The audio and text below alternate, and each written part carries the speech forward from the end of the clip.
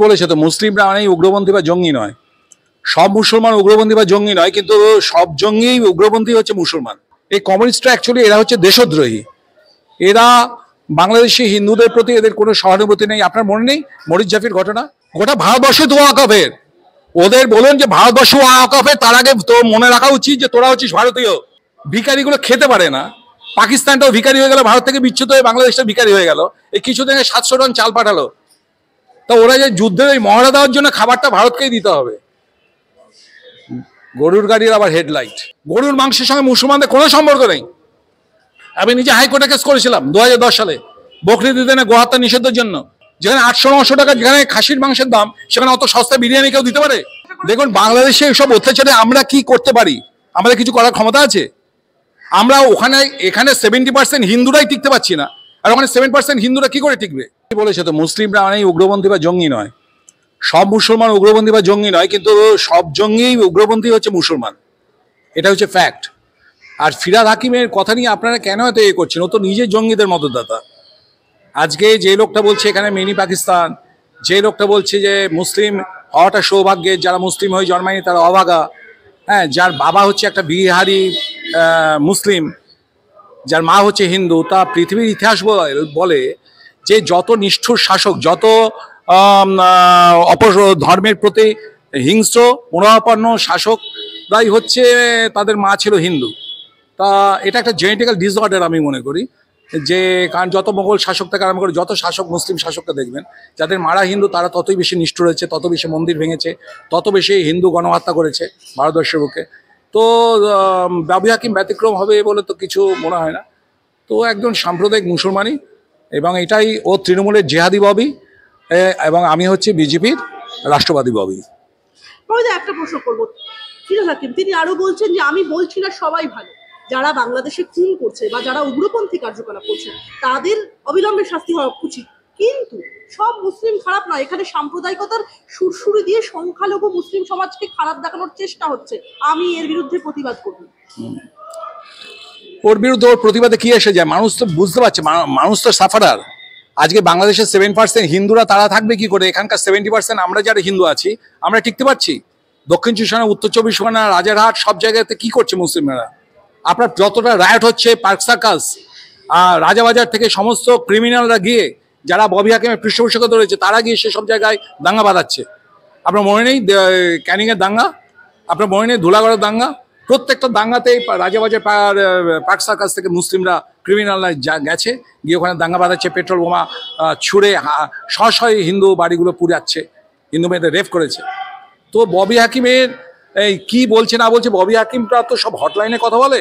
Central এজেন্সিগুলোর উচিত ববি হাকিমের এই আইপিডিআর চেক করা, যে জেএমবির সঙ্গে ওর আদৌ কোনো যোগাযোগ আছে কিনা। হ্যাঁ, আমি তো বলছি যে আমার তো সন্দেহ হচ্ছে, এটা কেন্দ্রীয় গোয়েন্দা এজেন্সির এটা চেক করা উচিত।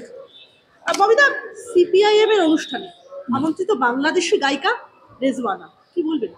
দেখুন, কমিউনিস্টদেরকে এটা অ্যাকচুয়ালি তো কমিউনিস্টরা এখন মাইক্রোস্কোপে দেখতে হবে না। এটা পৃথিবীর ইতিহাস বলে যেখানে কমিউনিস্টরা বিলুপ্ত চলে যায় সেখানে বিলুপ্ত হয়ে যায় আর ফিরে আসে না। কেরালা ব্যতিক্রম, কেরালা কথাটি ভাববেন না। তো এই কমিউনিস্টরা অ্যাকচুয়ালি এরা হচ্ছে দেশদ্রোহী। এরা বাংলাদেশি হিন্দুদের প্রতি এদের কোনো সহানুভূতি নেই। আপনার মনে নেই মরিচ জাফির ঘটনা? জ্যোতি বসু থাকাকালীন কি হারে জ্যোতি বসু পুলিশ দিয়ে এবং তার ওই মস্তান বাহিনীকে দিয়ে মরিচ জাফির হিন্দুগুলোকে, বাংলাদেশ থেকে যারা এসে ওখানে আশ্রয় নিয়েছিল দ্বীপটাতে, তাদের বাড়ি ঘর ভেঙে তাদেরকে মেয়েদেরকে রেপ করে তাদের লাশ কিভাবে নদীতে ভাসিয়ে দিয়েছিল। এবং এই যে যখন দেশটা ভাগ হয়, মুসলিম লীগের সমর্থন তো জ্যোতি বসু কত বক্তব্য দিয়েছিল, যারা ইতিহাস ঘেটেছে তারা তো জানে। এরকম স্লোগান দিয়েছিল পাকিস্তান দিতে হবে তবেই ভারত স্বাধীন হবে। তা জ্যোতি বসুকে নিয়ে, জ্যোতি বসুর যে চিন্তা ভাবনা, কমিউনিস্টদের মধ্যে চিন্তা ভাবনা, actually there is no difference between a communist and a Muslims. কয় কোরআন, কয় কমিউনিস্ট পার্টি ম্যানিফেস্টো, ময় মার্কস, ময় মোহাম্মদ, হ্যাঁ, এবং দুটোই ডগমেটিক। এরা দুটো আমরা ছাড়া কাউকে থাকতে দেবো না, সুতরাং মিল তো হবেই। আজকে যিনি আছে রেজওয়ানা চৌধুরী, উনি একজন ভালো গায়িকা, রবীন্দ্রসঙ্গীত গায়, আমি ওনার গান শুনেছি, ভালো লাগে। কিন্তু প্রশ্ন হচ্ছে যে বর্তমানে বাংলাদেশে যে হারে এই হিন্দু হত্যা চলছে, রেজওয়ানা চৌধুরী কি কোনো বক্তব্য রেখেছেন? রাখেননি।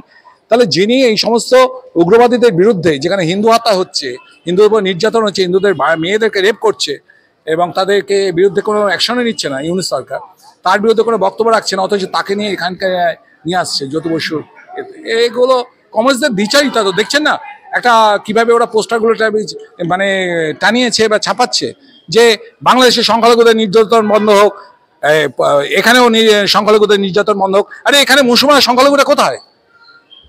মুসলমান বলে আমরা সংখ্যালঘু বলে ডিপ্রাইভ, কিসের ডিপ্রাইভ? 1% খ্রিস্টানদের কোনো অসুবিধা হচ্ছে না, 0.5% বুদ্ধিস্টদের কোনো অসুবিধা হচ্ছে না, 0.5% জৈনদের কোনো অসুবিধা হচ্ছে না, 2% শিখদের কোনো অসুবিধা হচ্ছে না। আর এখানে 30% মুসলমানদের সব অসুবিধা হচ্ছে। সব থেকে ক্রিমিয়ারা বেশি খাচ্ছে। মোদী সরকার আসার পরে সব থেকে প্রধানমন্ত্রী আবাস যোজনা ঘর করেছে মুসলমানরা পেয়েছে, আমার কাছে সব তথ্য আছে। সব থেকে বেশি মুদ্রা যোজনা লোন ওরা পেয়েছে, সব থেকে উজ্জ্বলা যোজনার গ্যাস ওরা পেয়েছে, তারপরে ওরা ডিপ্রাইভড। এগুলো নিয়ে তথ্যগুলো সামনে আসা উচিত। মুসলিম সমাজে কিছু ভাইরাস ঢুকিয়ে রেখে দিয়েছে মৌলবীগুলো, এবং যার ফলে আমি নিজে প্রার্থী ছিলাম, আমি জানি কোনো মুসলিম বুথ থেকে বিজেপিকে কেউ ভোট দেয়নি, যেগুলোতে ছাপ্পা হয়নি। ভুল করে 2টো ভোট 1টা ভোট পেয়েছে। তা মুসলিম সমাজটাকে পুরো ইউজ করছে পলিটিক্যাল পার্টিগুলোর মৌলবীগুলো, এবং তারা তৃণমূলের ব্লক ভোট ব্যাংক হয়ে রয়েছে। এখানকার মুসলমানদের বোঝা উচিত যে আজকে হিন্দু মেজরিটি আছে বলে আজকে তাদের এত ডেভেলপমেন্ট। একটাই দেশ 3টে টুকরো হলো, একটা হলো হিন্দু মেজরিটি আর 2টো হলো মুসলিম মেজরিটি। এই যেখানে হিন্দু মেজরিটি তারা পাঠাচ্ছে মঙ্গল গ্রহের মানুষ, আর ওরা 2টো পাঠাচ্ছে আমাদের দেশে মানুষ। এটা বোঝার দরকার নেই? ববিদা, কুম্ভ মেলার জমি ওয়াকফ বোর্ডের নাকি মুসলিমরা বড় মনের পরিচয় দিয়েছে। মেলার প্রস্তুতিতে আপত্তি করেনি মুসলিমরা, দাবি Shahabuddin Razvi, president of all India Muslim Jamaat. কি বলবেন? গোটা ভারতবর্ষ তো ওয়াকফের, ওদের বলুন যে ভারতবর্ষ ওয়াকফের। তার আগে তো মনে রাখা উচিত যে তোরা হচ্ছিস ভারতীয়। মুসলিম সমাজের দুর্ভাগ্য যে তাদের অরিজিন খোঁজে না।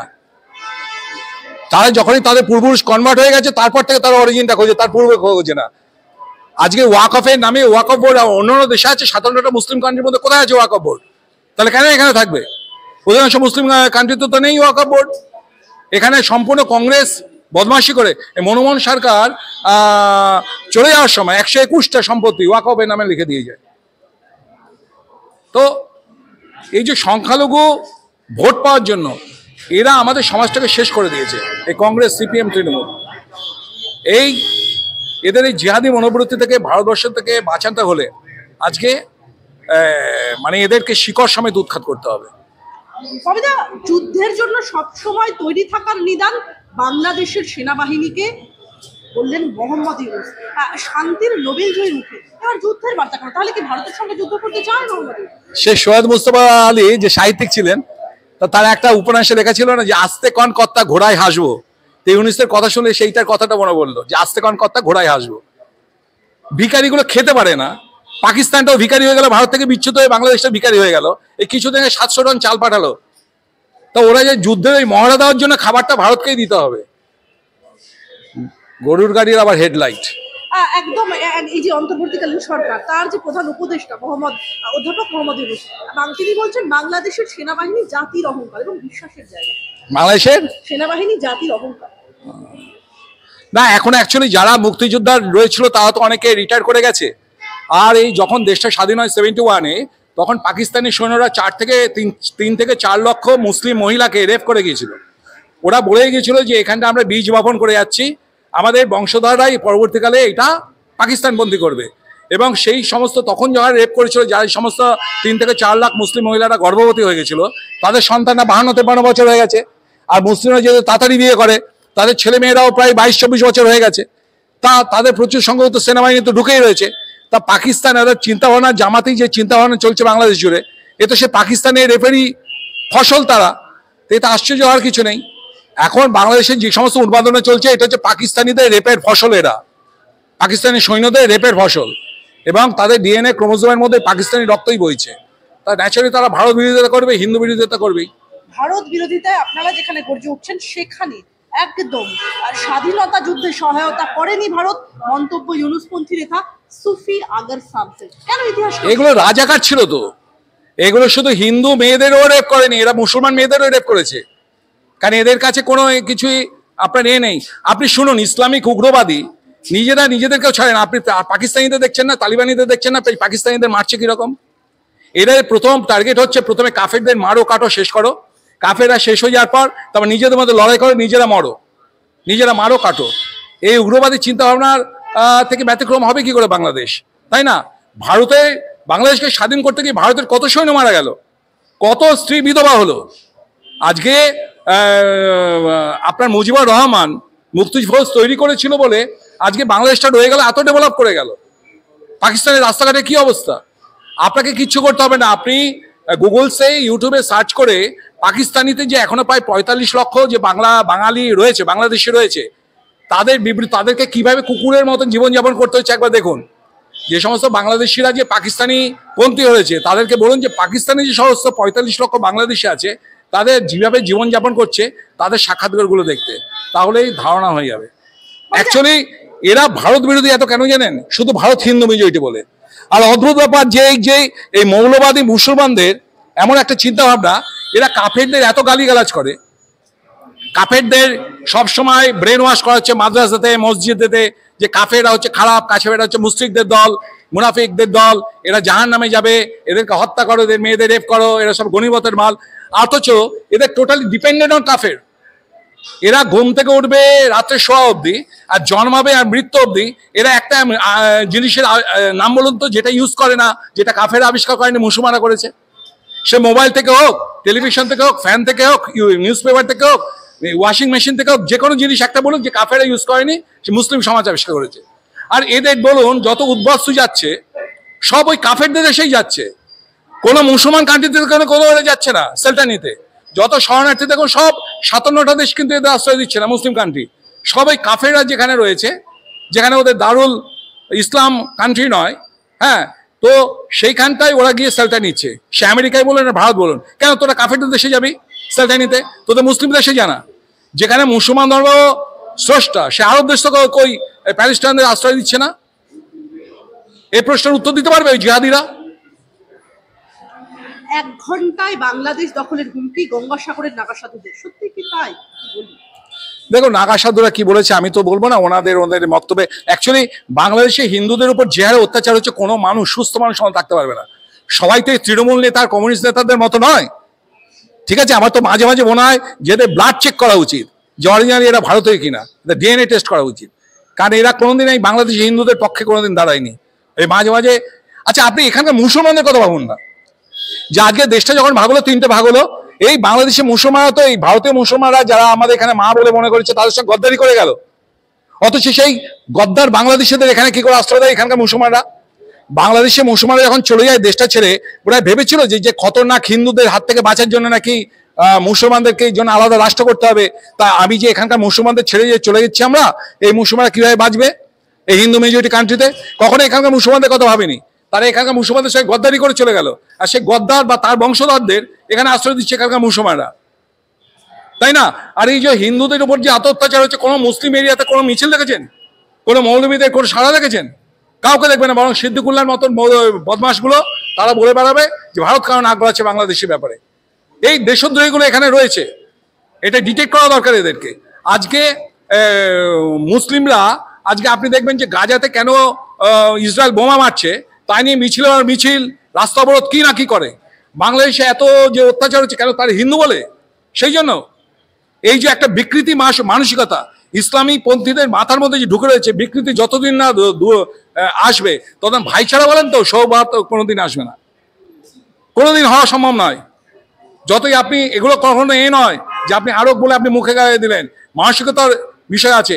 আপনি যখনই একটা মুসলিমরা বেড়ে যাচ্ছে সংখ্যায়, সঙ্গে সঙ্গে দেখবেন যে ফুটপাথ জুড়ে রাস্তা জুড়ে গরুর মাংস ঝুলিয়ে দিচ্ছে। গরুর মাংসের সঙ্গে মুসলমানদের কোনো সম্পর্ক নেই। আমি নিজে হাইকোর্টে কেস করেছিলাম 2010 সালে বকরিদ ঈদে গোহত্যা নিষেধের জন্য, Abhijit Das versus state of West Bengal, writ petition number 1378 of 2010, 2010 সালে করেছিলাম, আজ থেকে 14 বছর আগে। তা সেখানে হাইকোর্টের প্রধান বিচারপতি রায় দিয়ে দিয়েছিলেন যে মুসলিম ধর্মের সঙ্গে গরুর কোনো যোগাযোগ নাই, অতএব বকরিদ ঈদে গরু কাটা নিষিদ্ধ। কিন্তু না কমিউনিস্ট সরকার না তৃণমূল সরকার সেটা ব্যান করেছে। আজকে সেখানে ইচ্ছা করে ওরা, যেহেতু গরুকে আমরা পুজো করি হিন্দুরা, ওই জন্য ওরা জোর করে ওরা গরুর মাংস ঝুলিয়ে রেখে দেবে যে ওরা সংখ্যা বেড়ে যাবে, এবং প্রশাসন কিছু বলে না। বিশেষত তৃণমূলের আমলে খুললাম ওরা গরুর মাংস ঝুলিয়ে রাখছে। আর বিরিয়ানির দোকানগুলো যত দেখছেন, এই প্রত্যেকটা বিরিয়ানির দোকানে মাটনের নাম করে সস্তায় বিরিয়ানি খাওয়া হচ্ছে সব গরুর মাংস দিয়ে। আমি বলছি তো আমার যে তথ্য মিথ্যা তার জন্য রেড করুক না। কেন ফুড ইন্সপেক্টররা তারা কেন প্রত্যেকটা ফুড স্টলে গিয়ে রেড করে না? কিসের জন্য করে না বলুন? যেখানে 800-900 টাকা যেখানে খাসির মাংসের দাম, সেখানে অত সস্তা বিরিয়ানি কেউ দিতে পারে? আর সবসময় দেখবেন আপনি যখনই গ্রামে গঞ্জের দিকে দেখবেন, যখনই বকরি ঈদটা হয়ে যায়, যে সময় ওরা গরু কাটে, তারপরে দেখবেন বিরিয়ানি দোকান প্রচুর স্টল বেড়ে যায়। কারণ এদের মধ্যে একটা বিকৃতি আছে, যখনই কাফেরকে মানে হিন্দুদেরকে, খ্রিস্টানদেরকে না, কারণ খ্রিস্টানরা তো গরু শুয়োর দুটোই খায়, এরা যখনই হিন্দুদেরকে কোনো গরু মাংস খাইয়ে দেবে তখন এরা পুণ্য লাভ করবে, এরা বেহেস্তে যাবে। এবং আপনি দেখবেন যে আজকে দক্ষিণ চব্বিশ জুড়ে, যেখানে আজকে এই গত 40 বছরে হিন্দুর সংখ্যা কমে গেছে প্রায় 17-18%, প্রত্যেকটা জায়গায় ধরুন দুটো ভাই রয়েছে, একটা ভাইয়ের জমি কিনে নিল, জমি কিনে নিয়ে সস্তায় কিনে নিল, নিয়ে সেখানটায় তার হয়তো টাকার দরকার, সে বিক্রি করে দিল, বেশি দাম দিয়ে নিল, তারপরে গরু মাংস ঝুলিয়ে দিচ্ছে। কমন পুকুর, যেটা একসঙ্গে পুকুরে স্নান করে পুজোর বাসন কাসন ধোয়, সেখানে গরুর মাংস এনে ফেলছে, গরুর হাড় এনে ফেলছে, গরুর মাথা এনে ফেলছে। এই করে করে নিজেদের ধর্ম রক্ষার জন্য প্রচুর হিন্দু ওই দক্ষিণ চব্বিশ ছেড়ে তারা কলকাতা শহর কেন্দ্রিক হয়ে যাচ্ছে, বারুইপুর সোনারপুরে সব চলে আসছে। অথচ এইটা নিয়ে কেউ কোনো কিছু বলছে না, না কোনো পলিটিক্যাল লিডার কোনো দলের, আর না কোনো প্রশাসনের কোনো স্টেপ নিচ্ছে। ইমিডিয়েট যত বিরিয়ানি দোকান সহ যত ফুড স্টল আছে, তাদের আরে বাবা হাইজেনিক ভাবে হয়তো আপনাকে এগুলো রেড করা উচিত। আপনি দেখেন না কত দোকান থেকে কতবার গরুর মাংস ধরা পড়েছে, বিরিয়ানি দোকান থেকে, ওই হাজির দোকান, এর দোকান, হাজি বিরিয়ানি, এসবগুলো থেকে। এগুলো কেন রেড করছে না? আমার একটা প্রশ্ন রয়েছে ববিদা, যেরকমটা আপনি বললেন, বাংলাদেশেও আমরা দেখতে পাচ্ছি একদম লাগাম ছাড়া হিন্দু বিদ্বেষ, হিন্দুদের রীতিমতো খাদ্যাভ্যাসে হানা হচ্ছে, এবং বাংলাদেশে গোমাংস ফতোয়া, দিনে দুপুরে মৌলবাদীদের আস্ফালন, ঢাকায় নো বিফ হোটেল ভাঙার হুমকি, হিন্দুদের কোণঠাসা করা। দেখুন বাংলাদেশে এসব অত্যাচারে আমরা কি করতে পারি? আমাদের কিছু করার ক্ষমতা আছে? আমরা ওখানে এখানে 70% হিন্দুরাই টিকতে পারছি না, আর ওখানে 7% হিন্দুরা কি করে টিকবে? বাকি কজনকে হয় পালিয়ে আসবে, নয় কনভার্টেড হয়ে যাবে। আপনি এখানে গঙ্গাসাগরে দেখুন, একটা হিন্দুদের পবিত্র জায়গায়, সেখানে মুসলিম হোটেলগুলোতে ওরা সমস্ত ফটো লাগিয়ে, হিন্দুদের ফটো লাগিয়ে ওখানে খাওয়াচ্ছে। আর বাইরের যারা নন বেঙ্গলি হিন্দুরা আসছে, তারা তো জানে না যে ওখানে হিন্দু না মুসলমান দোকান। আচ্ছা, যে মুসলিমরা ওখানে রয়েছে তারা তো রাত্রিবেলা ওখানে গরুর মাংস ওই হাঁড়িতেই তো রান্না করছে, আমি বুঝতে পারছি। আর তারা জোর করে ওই হাঁড়িতেই তারা আবার ওই নিরামিষ খাবার করে হিন্দুদের খাওয়াচ্ছে। এটা একটা বিকৃতি, আমি বলছি তো, একটা বিকৃতি। এই বিকৃতির মধ্যে দেখছেন না মাঝে মাঝে খাবার দেখায় যে হালাল খাবার থুতু দিলে, এটা দেখেন তো। এইসব বিকৃতি যতদিন সমাজ থেকে দূর হবে ততদিন এই সমাজে কোনোদিন সাম্যতা আসবে না। সাম্যতা শুধুমাত্র কথাতে আসে না। আমার শেষ তিনটে প্রশ্ন, খুব ছোট করে আমি প্রশ্নটা রাখবো আপনার সামনে। আমরা দেখতে পাচ্ছি যে বাংলাদেশকে হারিয়ে যাওয়া ভাই বলে ঢাকা সফরে পাক বিদেশ মন্ত্রী, কি বললেন?